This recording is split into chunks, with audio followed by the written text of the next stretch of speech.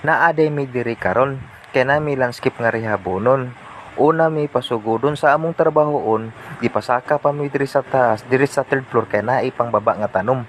Pareho aning pink of flower na bougainvillea, Chinese bamboo,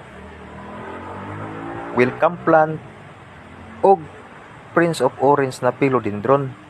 Mao na ni karon, mao din ni ang landscape na among rehabonon kay lain na tan-awon. So atong gipangkuha ning mga pebblestone kay atong hugasan kay para makuha ang mga lagom-lagom. So una na to ibalik ning mga pebblestone ato sa ning triman ning mga tanom. Kini nga landscape di ay kami ang nagtrabaho 4 years na ang nilabay. So daghan na po'y mga tanom nga nangamatay. So maghuwat na po ta og desisyon kung unsa pud nga tanom nga ila na pong ipatanom. So akong gibuhat na may mga tanom aning ilanom ni akong gipangtriman, akong gibalhin diri mao ni ang ako ang gitriman, coffea plant. Ana. Ug kining lovebird plant akong gisipak kay baga naman.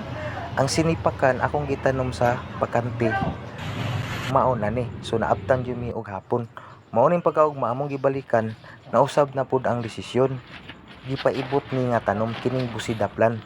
Kining akong lukot na og kining butang nako sa white na pot kay ang iyang nahimutangan ni katong iyang gibutang naay istan nga ibutang katong patungan sa tanom nga nakapat.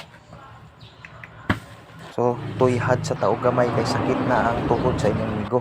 So balik na ta. So mao ni nga istan, mao ni nga patungan.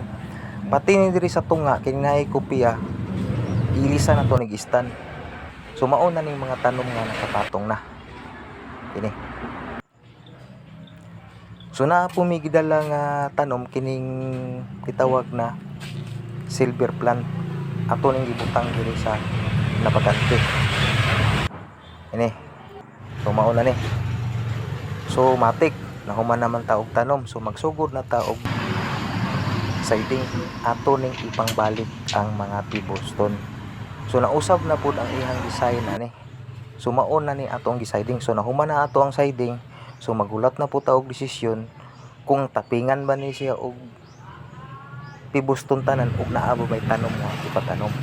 So wala gyud mi nasipyat, naa pa gyud tanom nga ipatanom kini. So nagkuha na sad mi og kining bulak kini. Ang pangalan ani nga bulak, coffea plant. So mao na ni ang iyang resulta, mao na ni iyang bagong design og dinhi na lang kutob, amping,